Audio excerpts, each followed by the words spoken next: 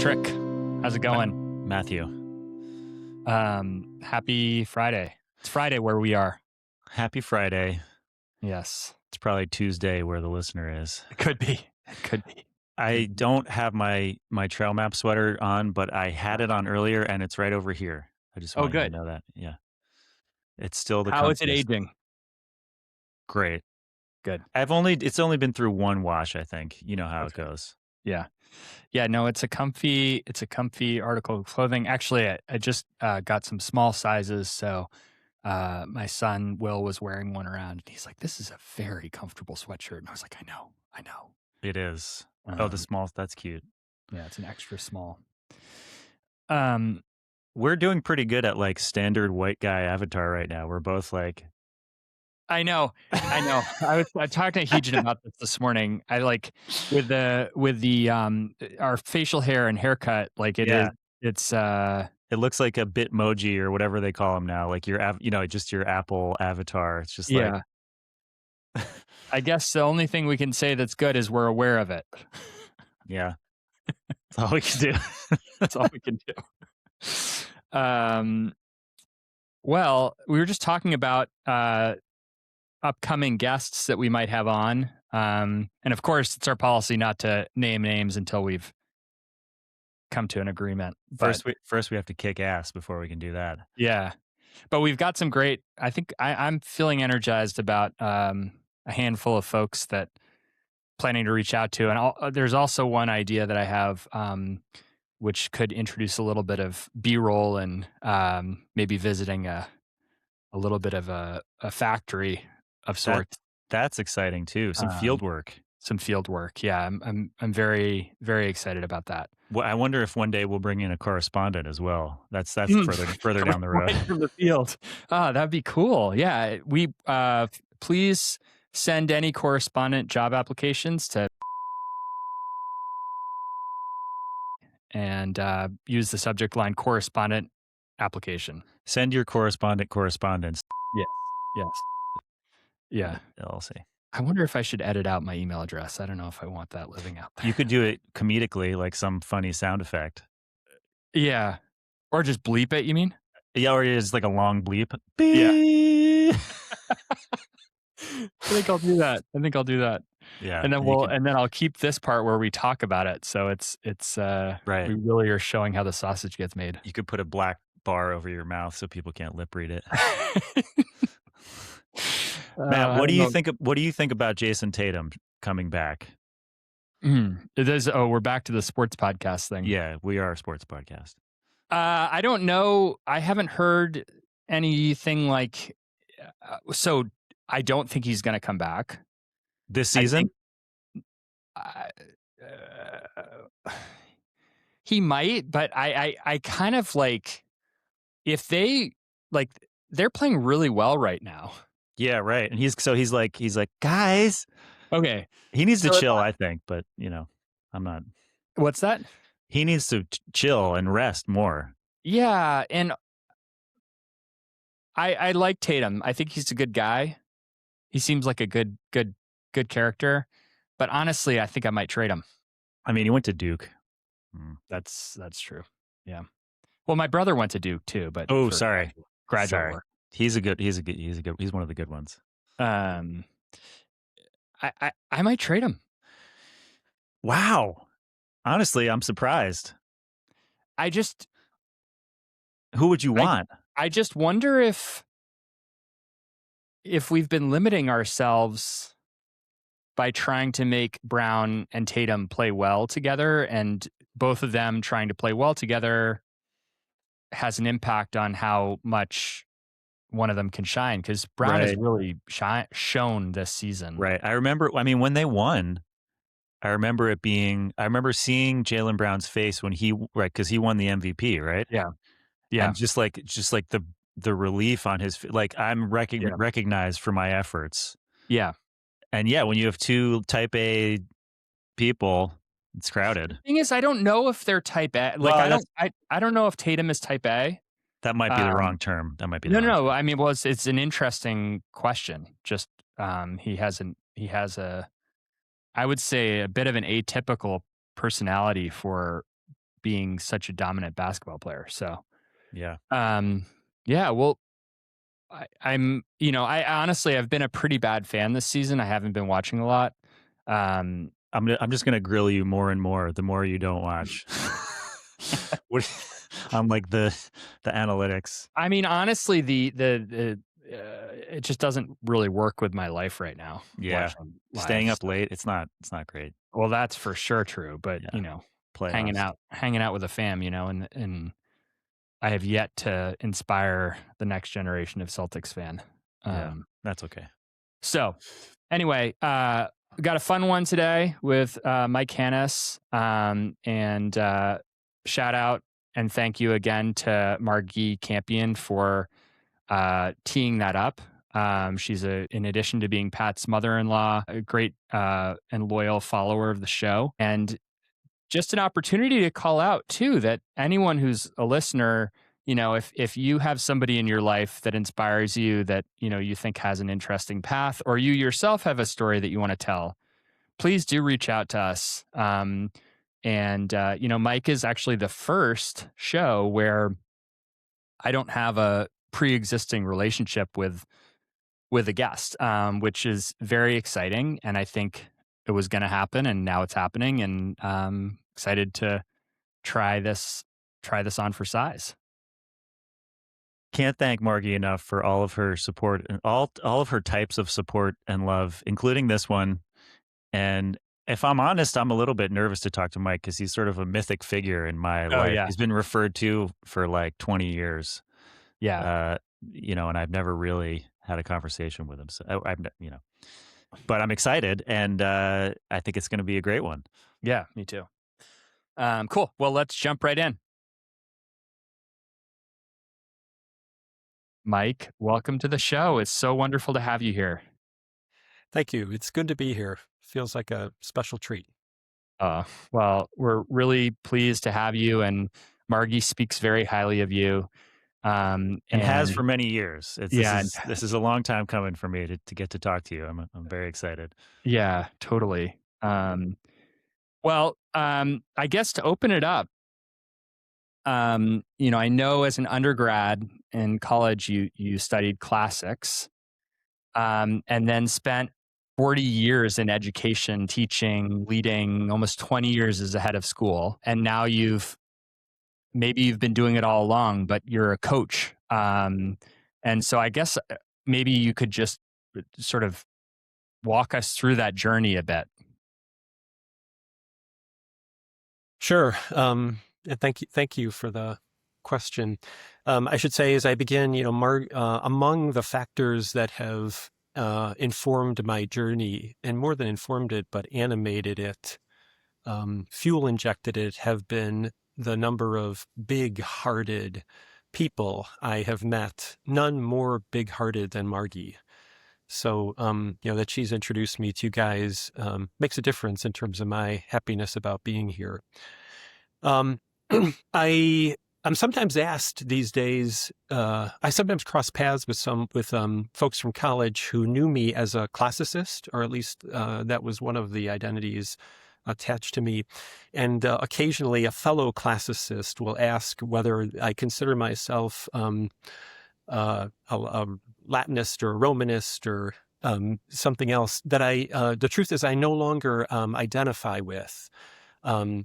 I don't. I benefited immensely from my formal education in Latin, in Greek, and in ancient history, and there are countless ways in which I tapped into what I learned, including the content, as a teacher, as an administrator, and including as an executive coach and a consultant. But I think the most important factor informing my journey related to my experience as a classicist is that it was a study of what it means to be a human being.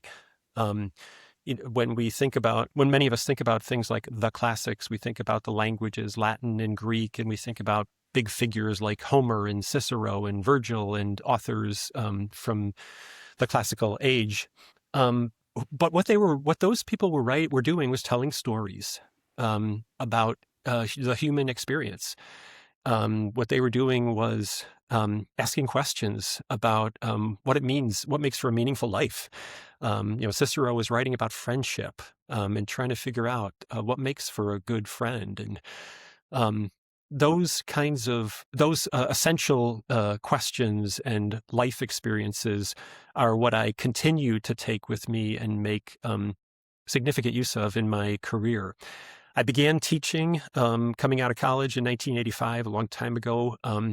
Having tried to get interested in other things, I remember going to pre-law programs, presentations while I was an undergrad. I think I went to a Procter and Gamble information session.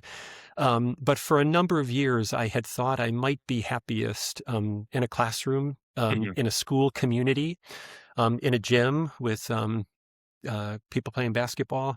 And I was lucky enough to have a couple of job opportunities in 1985. I began my teaching career at a boarding school in Massachusetts called Tabor Academy, and I knew almost immediately that I was at home in that environment. In fact, I've been told by the person who hired me that there was some reluctance on the search committee to do so because I was so soft-spoken. They wondered if I would actually ever say anything in a classroom, and if I did, if I would be heard in speaking it. And on my very first day as a classroom teacher at Tabor, I taught my first ancient history class. And thank goodness I was in a boarding school setting and could run across the street to my apartment to change my shirt because I was so nervous doing it. I had sweat through the shirt. A day or two later, my department chair walked into my classroom, my ancient history classroom, and I was on top of a desk pretending to be Odysseus. And I may have been at that moment that I was made certain that I was at home in that environment. One of the beautiful things about my journey has been that it's included a journey through the independent school world, and there are a lot of things to say about the independent school world, especially in a time when public school resources are limited and dedicated professionals in those environments are working as hard as they are in circumstances as adverse as they face. But one of the gifts of an independent school experience is that there's a lot of latitude for someone to grow if you are interested. And I'm a deeply curious person. I love to learn. It may really be the only thing I'm any good at, to be honest. And I loved learning about how to be a more effective teacher of Latin and Greek and ancient history. And then I loved learning more about how a school operates, how operations like admissions and college counseling and administrative leadership operate. And I was lucky enough to be asked early on, and then throughout my career, if I'd be interested and willing to take on more responsibility and different responsibility. And for me, those were always opportunities to learn and to be of use. And that's one of the things I value most in my life, have valued and continue to value, being of use. So throughout a school journey, I've been afforded again and again and again opportunities to try to be of use. And those have been, in some cases, those responsibilities have felt big, challenging, depleting even. But they've also always felt like privileges to be asked to help with something that's hard. Yeah, it's interesting. I also was very fortunate to go to independent schools from kindergarten through high school. I went to Fesnan and then to Middlesex School, and this sort of safe haven that these independent schools create in their best of times is so magical for the students that go to the school, because it is such a place to extend yourself. It's safe. It's a place to extend yourself and learn. And I actually had the opportunity to work at Fesnan too in the ESL program for a couple of summers. I think it also affords that of the people that work at these schools. Like it creates, it's different, but it creates that kind of environment where like growth is very possible. Yeah, but I hear that in your story. Yeah, it's a great gift. Yeah. I it's what also informs, the more recent chapters of my life. I loved I've loved a lot about my time in each of the schools at which I've worked. I loved serving as the head of Carolina Friends School. I loved my time as the head of San Francisco Friends School. And I moved on from that which I loved a lot about, in no small part because a lot of the work had become familiar, and Uh-huh. I didn't feel like I was done learning. I'm still not done learning. That's what led me to explore possibilities for another chapter of trying to be of use, maybe in settings or in context other than in the front-facing leadership role of a single school. I've gathered from, reading a little bit about you and from talking to Margie and various other things that um, I don't know if enjoy is the right word, but you get yourself into situations where I think you use the phrase on your website, untangling knots. Yeah. Um, I I I can relate to that. It's something I find myself kind of drawn to, and it's like it's like going to it's sort of like learning. It's like you're walking towards something that's difficult, because like that's where the excitement, the challenge, um, at some point the reward is. Um, I guess I'm just wondering if you can talk a little bit about how you like to go about untangling knots, maybe some of the context that you've done that in the Hmm. different places you've worked in the past and now. Yeah. Yeah, it's one of the most satisfying and meaningful aspects of work, and what's really a vocation for me, Pat. It's yeah, I deeply love the fact that I get the opportunity to help create the conditions that lend themselves to loosening of knots. I had a lot of, I think it's fair to say that I assumed a lot of responsibility as a boy growing up in Chicago in my family context. I couldn't have been more fortunate in terms of who my mother was, and her love for me and my sister. And my dad, by his own admission, wasn't well equipped to be a father. And that lent itself to me taking on roles, that we might say, I took on sooner than I should have, or sooner than were ideal. Um, in retrospect, I tend to think of myself as exceedingly lucky, because I had the opportunities to assume responsibility that I did. So I've been assuming responsibility for a long time, and I think one of the things that those relatively early childhood experiences, certainly adolescent experiences, made me aware of, was that I could be in difficult circumstances and not be overwhelmed by them. Could bring to them a kind of non-anxious presence, and could bring my curiosity. Um, uh, I benefit. I should acknowledge, I'm privileged in that I'm a 6'5" white guy. Um, I can stand in a space and not feel physically threatened in spaces that other people might. Right. That has helped me. That has aided my desire to be helpful in difficult circumstances. Sometimes the loosening of the knot involves helping an individual feel heard, reconnect with her or his or their values, what really matters most to them, what might be in play beneath the surface of an operational question. I'm trying to decide, someone might say to me, I can't decide whether to stick with this job or not stick with this job. And ultimately, there's a question in there to answer, but it's sometimes fruitful for individuals to dig a little bit beneath the surface of that and ask, what's important to them, what their values are, what's ways in which they do get to bring their values to life in that setting, ways in which they don't, what it might take to change their current circumstances to make more room for their values to come to life, or what they might look for in another setting. Other times it's work with a group. I'm sometimes called in when groups of people include folks who are yelling at each other. And I'm not a trained mediator or conflict resolution specialist, but I'm called in with some frequency in those settings. And again, I think I benefit from being 6'5". I walk in a room and people look up and think, oh no, is he about to yell at us? and then I speak fairly softly, and naturally, and people are a little discombobulated by those two features. And when you're discombobulated, you're not yelling at anybody anymore. I've had So you one use the discombobulation technique. I like that. It's yes. Somebody ought to franchise that. Patent that. There we go.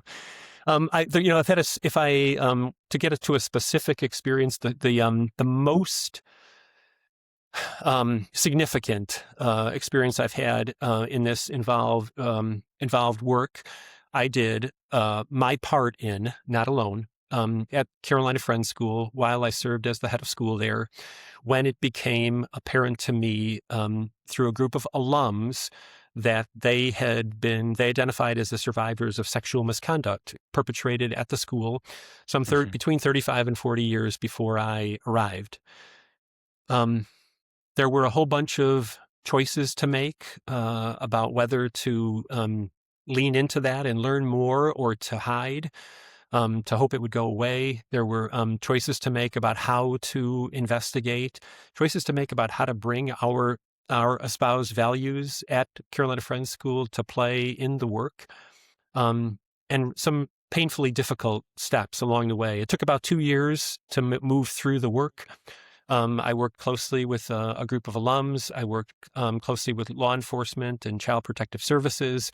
We conducted hired and outsourced an investigation, and it was by far the most demanding work I've ever done. And it was one of those privileged responsibilities to have the chance to try to do it well. Everything didn't work out in the way that I hoped. I'll be specific. For example, I became increasingly committed to transparency about what we had learned through the investigation, what we were doing about it, and even identifying the perpetrators, which I had come to be convinced of, as I still am today, was the right way to be most supportive of the survivors, including a whole bunch who had not come forward and didn't until we were fully transparent. One of those perpetrators committed suicide, and I'm not free in my life to think that there is no connection between the dots of my choices, including the choice of transparency, and that person's act. And I don't regret the commitment to transparency. I wish I had done some things I wish I had known enough to put something in place to protect him from himself and make his participation in our truth-seeking possible. He had expressed a desire to do so.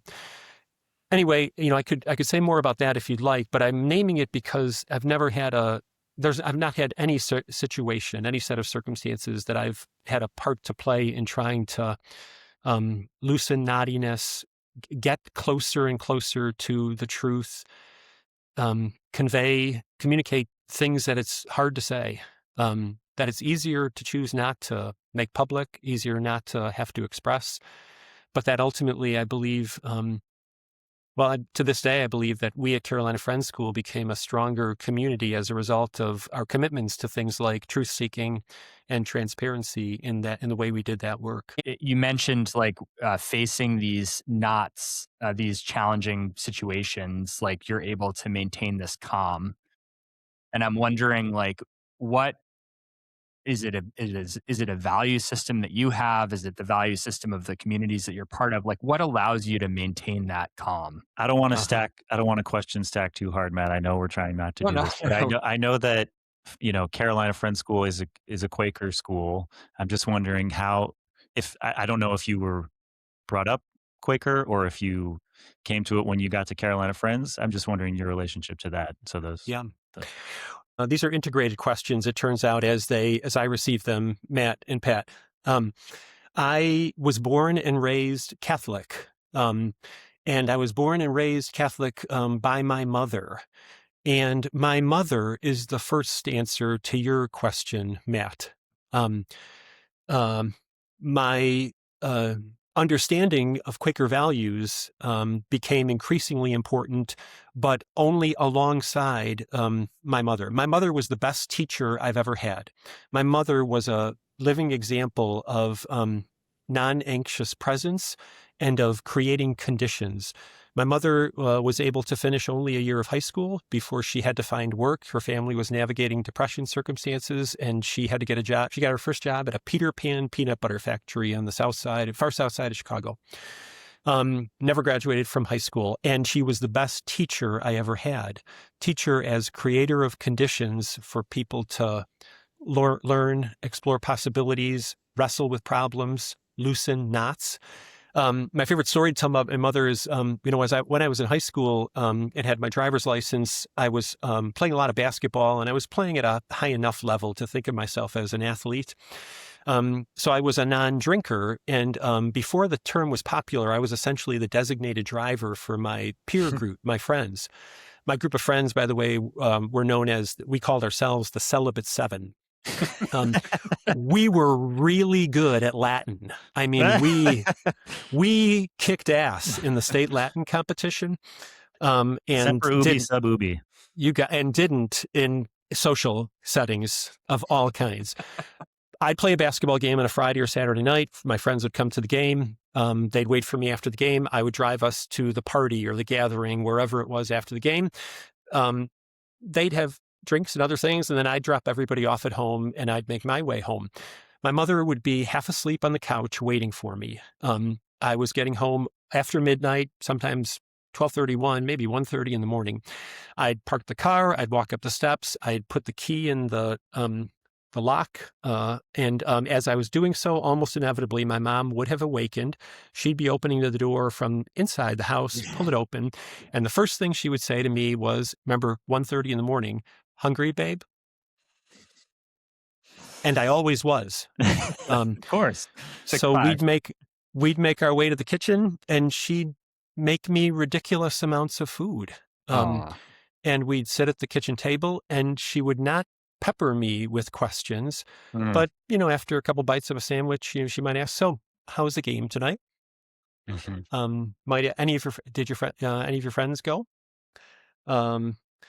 Michael, does Dave Bonoma still like that girl? Do you think he'll ever ask her out? Michael, is there anyone you like?" She was the parent in our group that my friends would tell you it was hardest to admit they had done something wrong to, much more so than their own parents. They didn't want to disappoint my mom. She is the first answer to your question, my first answer to your question. What informs whatever ability I have to bring non-anxious presence to condition setting? And then to your point, Pat, once I got to Carolina Friends School and started to become familiar with Friends practice, as someone who was not and is not a Quaker, I've never been a member or an attender of a meeting. I'm sometimes referred to as what's called an unconvinced friend. So in that faith tradition, people identify as birthright friends, birthright Quakers. They identify as convinced if they join after becoming familiar and get welcomed into a meeting. And then I'm part of a group that's known for finding ourselves very much at home in that setting without ever officially becoming a member. Friends' values, including a commitment to truth-seeking. Quakers believe that truth is continually revealed. At their best, members of a Quaker community or a Friends school are relentless in their pursuit of the truth. In fact, they try to catch themselves when they think they have figured out the answer, as if there is a singular, static answer. Quakers also believe that there is that of God, or what we might call light or uniqueness, in everyone. And it is the responsibility of members of a Friends community to answer that of God, that light, that uniqueness in everyone. Those two values were two of the values most alive alongside my mom's voice saying, "Michael, just take care of those men, those survivors." Nothing informs whatever I have of that kind of skill, Matt, the non-anxious presence, than my mother's model, my mother's example, and those kinds of values. Those are some excellent pillars to be standing upon, I think. Yeah.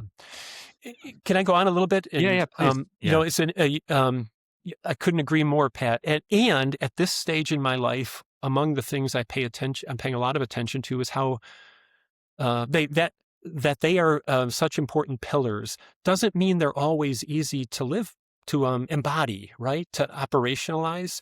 A lot of my work with individuals and with groups, as I said earlier, is grounded in attention to their espoused values, their expressed values. And then considering, when is it hard to operationalize those values, right? I value my family, and that doesn't mean that I've always only done things that look clearly like a manifestation of my value of my family. Right? I value curiosity. I value kindness. That doesn't mean I'm always kind. Mhm. So I think a lot at this stage in my life about the importance of holding the tension that our highest hopes, our highest aspirations, our expressed values serve and don't necessarily aren't as necessarily as easy to bring to life as we'd like. What's important about that tension in your own life, in the way you choose to live? Yeah. In a word, I think acknowledging it makes possible getting closer to living with integrity, Mm, right? To admitting when I have failed, mm, that I have failed, and when I have failed, to owning failure and trying to, we sometimes, we teach kids, when you mess up, the best thing to do is to fess up, and then you might have a chance to fix it. mhm.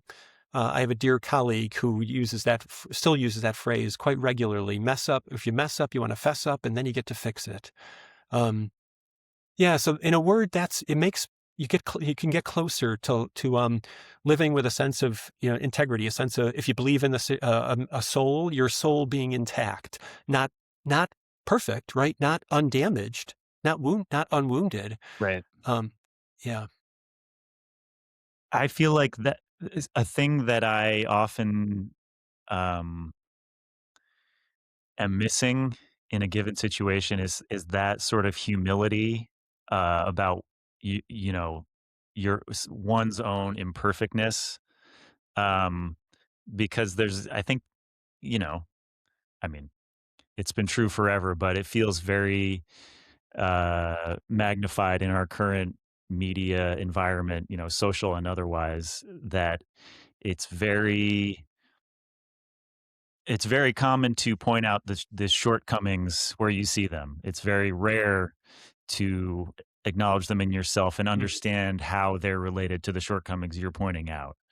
Yeah. Um, I don't know if that's a question really, but It reminds me, of a number of different sources that help me try to do that, Pat. I have a favorite TED Talk of all time. It's Benjamin Zander's talk. I think the title includes some reference to classical music, but it's partly about that, but much more about leadership. And it culminates in Zander suggesting that at our best, when something's not going well, when something's amiss, rather than looking out to locate responsibility, I ask myself, ask myself this question frequently: what am I doing that this person who's angry or disappointed or frustrated or furious, what am I doing that this person's eyes are not shining?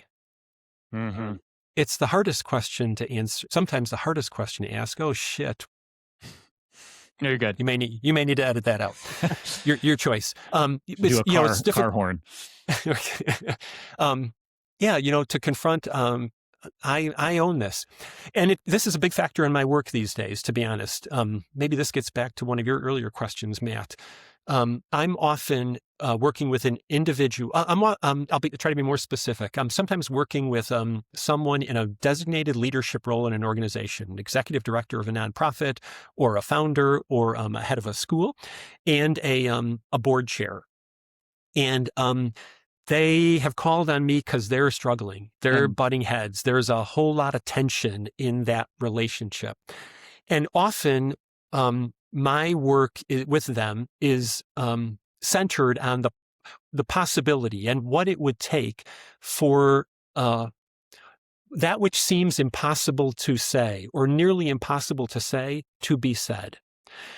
And sometimes that's easier to get to than it seems. Sometimes I simply help the leader and the two people in conflict adopt a new pattern of checking in periodically with two questions. What's the most supportive thing? Well, one asking the other, what's the thing I've done over the course of the last month that's been most supportive of you in your role, most supportive of you doing your best work? What's the thing that I have done over the course of the past month that's actually made it harder for you to do your best work? And then receiving those same two questions in turn from the other. People working really closely together who spend a couple of months and start to adopt a little practice like that change the dialogue.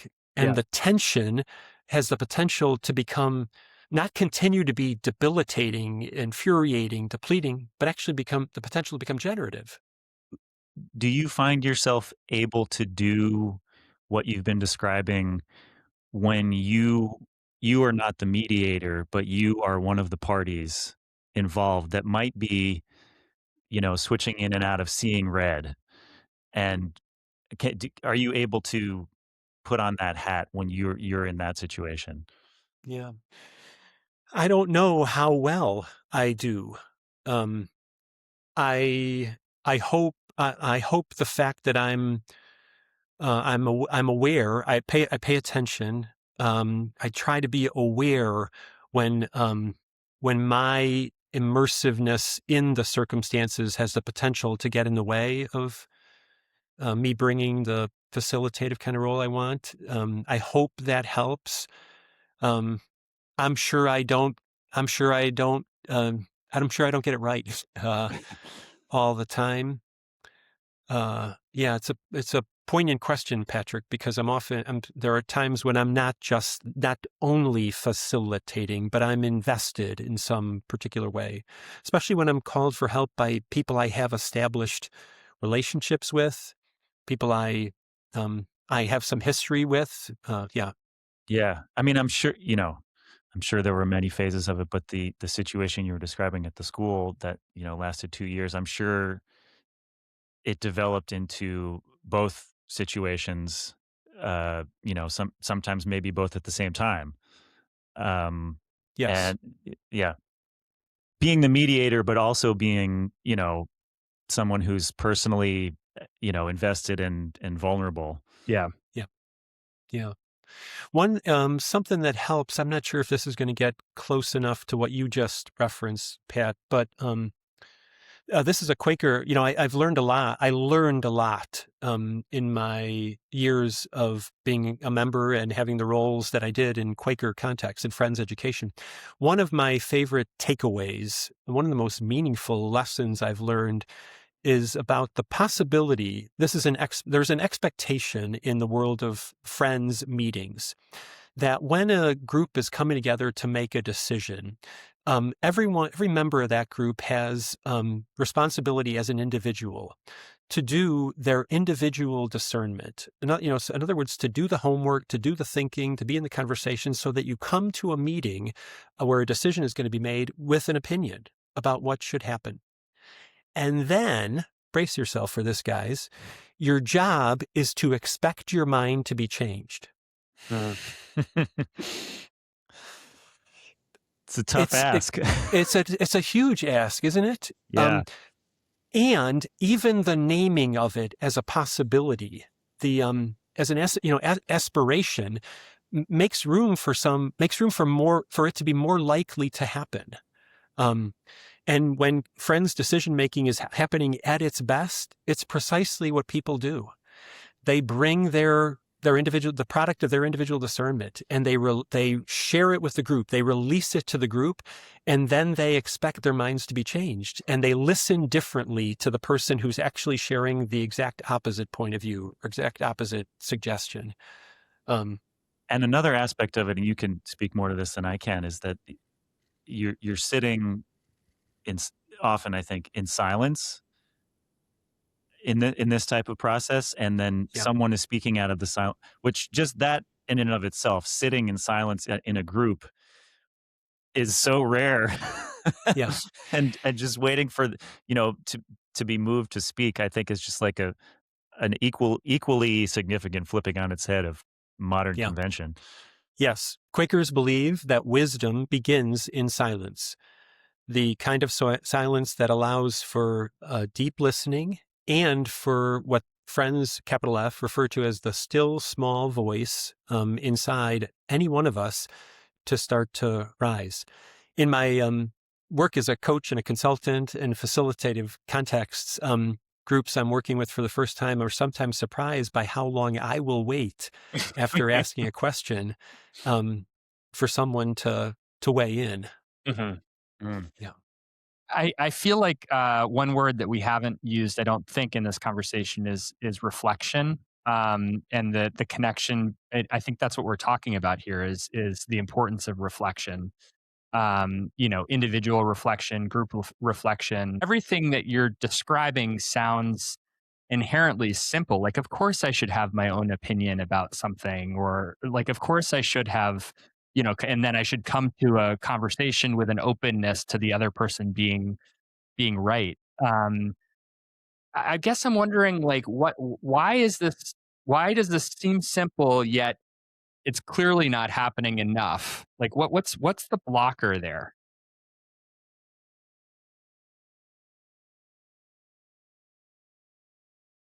A short answer would be, time, busyness, a sense of urgency about other things, seemingly more important than pausing for a moment to reflect, Matt, to ask, okay, what just happened there?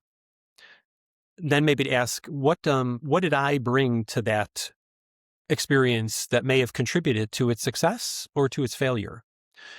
What was someone else offering that it may be worth our returning to consideration of, because if we had followed that path, things might have turned out differently.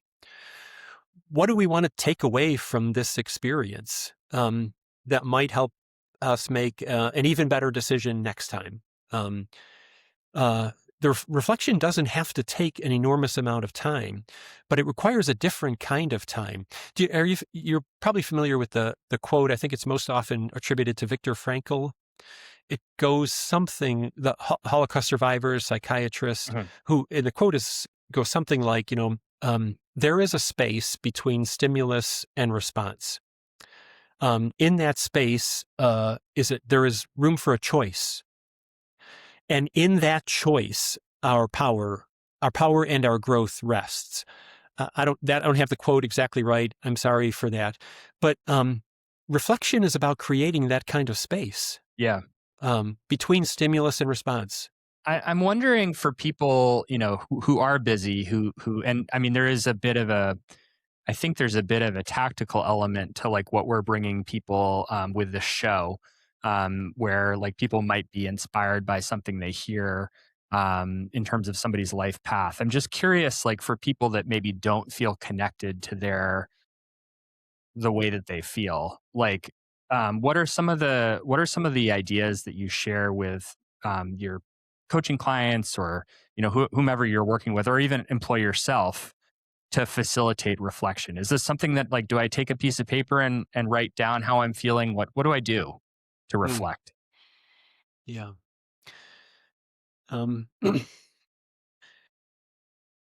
Some of all of the above, but I don't want to leave you with that. I think you begin by deciding maybe there's something to gain from doing more of this in my life, or adding this to my life. if you come to that decision, you can start really small. In work with a client, for me, we always begin our work in developing and sharing what I tend to refer to as operating manuals. So I have a whole bunch of different questions. I'll pick a handful of those questions to share with a person I'm going to begin a working relationship with. And then we'll share our responses with one another. And the questions are things as simple as what energizes you and what depletes you. What's a birthday treat that would bring a smile to your face? What's one of your pet peeves? How do you like to receive feedback? A question we in supervisory roles ask far too infrequently. Some people probably not at all. I sometimes admit that that's my first answer to the question. I Sure. don't actually like to receive feedback. I've received enough to last a lifetime. And then I remember how valuable it can be, and my response is actually that I'd like it to be. I prefer that it be actionable. If it's just coming in to tell me what a horrible human being I am and terrible decision I made without me able to do anything about it, it's harder for me to feel was even worth it. And it's sort of like you're trying to hone. It's a two-way honing of a skill, because asking for something is one half, and then you have to train somebody else sort of towards what you need. And like, you could map that onto any sorts of other human activities, but it's like, it takes the dancing of two things. This is sort of reminding me, I don't know if you are a fan of, or, Marshall Rosenberg, Nonviolent Communication. Yeah. This is reminding me a lot of that book. Yeah. I'm also thinking on another end or side of a continuum of ways to do this, Matt, in answer to your question. I have a colleague who's told me recently about a way in which he is using AI, believe it or not, to support reflection.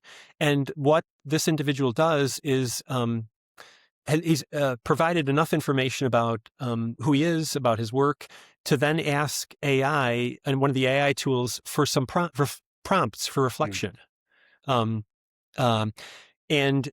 finds the questions that the either Claude or GPT or whichever tool he happens to be using to be worthy of at least consideration on the drive into work, if not in the journaling practice that someone might have. I think a big step is that first one, though, is coming to deciding and then acting upon the idea that I'm spending some time thinking about who I am, what I say is important to me, and ways in which I'm actually embodying those things supposedly important or not, is where it all begins. I think it can be scary too, in addition to all the time and, how busy everybody is. It can be a vulnerable experience. I have a lighter-hearted question before we go. Yeah. We share a few geographic pinpoints on the map. Carolina Friends School is in Durham. I live in Chapel Hill. My wife's family is all in Chapel Hill. San Francisco Friends School, by the way, is in a great central location in the city of San Francisco. I was just looking on the map. I'm in a band with guys who live all in the Bay Area. I'm frequently out in the Bay Area. And Chicago, you grew up in Chicago. I have my mom's brother and his kids live in Chicago. And on my dad's side, my cousin is actually now, he's been a sports broadcaster his whole life, but he is now the play-by-play guy for the Chicago Cubs. And my question to you is, are you a Cubs fan or a White Sox fan? I am a Cubs fan. In spite of having grown up on the South Side. Wow, yeah. Yeah, don't tell Obama. My uncle, Unks, whose full name was Walter Leo Wardzala, took me to my first game. It was at Wrigley Field, and I was hooked. I don't hate the Sox the way some in Chicago bring to life their loyalty. In part because my mom, after working at that Peter Pan peanut butter factory, then began work for the Board of Education in Chicago as a lunchroom attendant at our local public school, which meant that she was off during the summer, supposedly off. She had to find another source of income, so she worked concessions at the old Comiskey Park when the White Sox were in town, and at Wrigley Field when the Cubs were in town. And she would bring me with me when to games. I would bop around from seat to seat over the course of the game and stop by her stand to get a hot dog when I was hungry. That's awesome. What an experience! That's fantastic. Yeah. I'm thinking that reminds me of two other quick things I'll share. When you're thinking about how to create a more reflective space with anybody, maybe it's with a group of friends. One of my favorite questions to ask is, where'd you grow up, and how did where you grow up shape you? Mm-hmm. In many ways, I identify as a product of Chicago, not Chicago as known as the Windy City, but sometimes native Chicagoans identify as the city of broad shoulders. I consider myself having enjoyed the privilege of having been able to, walk side by side with a lot of people and groups, and occasionally take off of their shoulders and put on mine whatever they happen to be carrying. I don't necessarily have solutions to the problem. They often have the solutions in them, but it's a privilege to be able to, to relieve them of the load for a little while. Another question I really enjoy asking these days, especially in the professional context, goes something like this. You guys might have fun with this after the podcast. Knowing yourself as well as you do, what makes you hard to work with? Sometimes I work too hard. Well, I think that's food for thought. We're gonna have the longest conclusion ever to this episode as Pat and I work through how to answer those questions. Yeah, Mike, great answers. We'll probably have to meet up in person sometime so I can ask you more questions. I'd welcome that. Let me know when that band is playing in the Bay Area or here in the Triangle. Yeah, we'll do. They're amazing. Matt, you've been a gracious host, asking good questions, meaningful questions. Thank you for that. Well, it's been fantastic to have you on. Thank you again for your time, and I hope that we'll stay in touch. And thanks so much, Mike. You're welcome. Good luck with this good work, you guys. Thank you. Oh, I could talk to him for hours. What a guy. So much. What a guy. That was awesome. That was really a fun conversation. I'm going to wake up in night sweats now that I forgot to ask him some stuff on my list here, but such is life. So Pat, you know yourself so well. Do I? What... why would people say you're hard to work with? Well, sometimes I'm just too generous of spirit. Man, it's tough. I loved how he was practicing what he was preaching by he really paused before each answer and thought about what he was going to say. Yeah. Having gone through the whole coaching education, I can tell Mike would be just like a master class at coaching. Oh, we didn't get it. One thing we didn't get into was the solvitur ambulando, walking and talking. I was going to ask him about multiple TV shows. I was going to ask him about Joss Whedon, West Wing, The Walk and Talk, and then of course the Bear. I always try to bring up the Bear because it's the Chicago. Yeah, it's so Chicago, and we didn't really get into baseball that much, but yeah. Well, I think the reflection that he encouraged is we all need to be doing more of it. It reminds me again of that Artist's Way book, and the morning pages that are part of that prescription. For sure. That I think I've done a bit of, but I'm kind of a verbal reflector, and I feel like when I don't have somebody to talk to about the way that I'm feeling, I don't have another avenue for processing. I have never been good at writing down reflection. Yeah. I mean, I'm sure, it comes with practice. But Yeah. this, my reflection now is doing podcasts, with my Yeah, no, I mean, and this works for me being being verbal. Uh, Um, and I actually do, I think I've mentioned to you, I do some, long form WhatsApp voice memos to some of my friends mhm. which I call that the podcast. That's what we call it. It's, I'm going to podcast you. I gotta work through something. That's cool. Were we just talking about this, the voice memos and I sending think, for voice messages? I think yeah, we started to and maybe didn't get there. I think so. Yeah. Um, but I have a couple of friends that I get them from. I think I have one friend, Sam, who's in Scotland, and his voice memos, like you can often hear his footsteps as he's walking through the Scottish, He's like ambulando. ambulando, and I love that.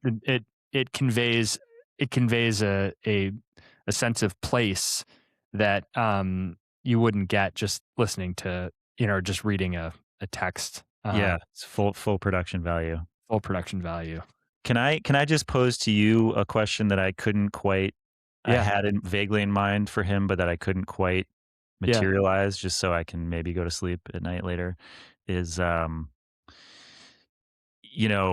lot of what I think he has done and continues to do is it's the bringing together of two disparate things, two parties, two ideas to try to make them understand each other, or, yeah. um, and, in a lot of ways, it's the question for any time, but it's the question of our current moment of like, why are we so Yeah, polarized? yeah. And it's almost like if you wade into the waters of mediation in certain elements of that context, like you're almost shunned by both sides. Mhm. Um, See, I'm already that this is part of it, and I couldn't connect it. The other part of it that I was trying to thread the needle into this fabric was, um, he we were talking about how he studied the classics, and he even mentioned how he was, at some point standing on a desk pretending to be Odysseus. I think I've mentioned to you about our family book club. Maybe Mhm. You did, yep. we recently read the Odyssey, and I was supposed to read it in high school, and I don't think I really did, or maybe I was sleeping while reading. But it was great to read. It was a really great recent translation by Emily Wilson, I think her name is. Mm. Totally, great to hear a woman translate something like that, Yeah. and she's clearly brilliant. Um, the like Odysseus as an avatar of like Western mythology to me is pretty like, there you have like the hero's journey and like the Yep. slaying of a dragon, and like the end of the Odyssey is he comes home and like kills all the suitors and then like reclaims his home. And it seems very just like yin and not yang, or whichever one that would be. Mhm. And I just wanted to ask him about, his study of the classics and Western mythology and the hero's journey, and like how that integrates into sort of like a balanced approach to problem solving, and like, mm, I don't know. I could have written this question much better, but I would have loved to get into that broad area. Yeah, yeah, that's, that feels like, it would be interesting to hear his thoughts, um, Yeah. and how it applies to kind of today's challenging societal, I don't know, conflicts. Yeah. Yeah. Um, Just that, like, I feel like we're still kind of living in a like might makes right world, and like, Hollywood is built on kind of like a maverick yeah, guy who has no commitments, or, doesn't build anything, just kind of like kills a lot of people. Like that's just kind of our mythology. yeah. um Yeah, I don't know if you heard the It's very latest broad strokes, but White House video that they put out. They used footage from like the Counter-Strike video game of warplanes. Um, and that was part of their promotional video of the Iran war. And I do think that there are checks out. a lot of people who are engaging with what's happening in the world as like kind of a video game. And it fits this kind of this journey that you're describing. Yeah. Where I think that the real progress sits more with getting together with people who you disagree with, being clear about the way you feel, and then being open to the idea of somebody changing your mind, like Mike was Yeah. getting. And I don't think that's gonna happen too much on the internet. I don't like it just doesn't go that Yeah, way. it's not this. Yeah, it's not the way the internet's set up, but Yeah. um, You gotta sit in a room in silence. We need more silent rooms. yeah, yeah, um, yeah. I mean, I think about the world is challenged and scary right now. I still feel hopeful, and I guess um, hopeful that maybe that those kinds of conversations will happen. I don't know, man. It's tough. It's tough when in politics, all the political leaders are kind of talking past each other, or they're entirely talking past each other, and it's all for Yeah, their own sound bites. totally. Um, I mean, it's difficult, it's difficult on a person-to-person basis, like, yeah, but, you know, as with many things, I think it's like, y y you know, pick your cliche kind of, but, like, be the change you wanna see in the world. Like, we yeah, were talking to Christina about, like, making the cracks in yep, the behemoth. yep, Just and it's not that that's even easy, like, but just doing it with people in your life, in yep, your orbit, trying to be reflective and be willing to have your mind changed. It's really hard. yeah. And I think following Mike's model, like it seems very much the way that he's tried to untangle knots in his own path. And so I guess that's something that we could all take out of this episode is like, how can we do that in our own lives, Yeah, at our own scale? Because you don't have to. I think the kind of the social media fallacy is that we can do it at a larger scale, um, but it's not really. I think you can be much more. You can affect a lot more change if it's at your scale. totally. Yeah. Um, I think that was a great conversation and one that I want to reflect more on myself. Okay. Well, have a great one, Pat. Great conversation. Talk to you soon. All right. Later. Bye. Bye. Trail Map is hosted by Matt Gregory and Patrick Direwolf. Editing and production by Matt Gregory. Music by Patrick Direwolf. Animation direction by Hati Nguyen and Nana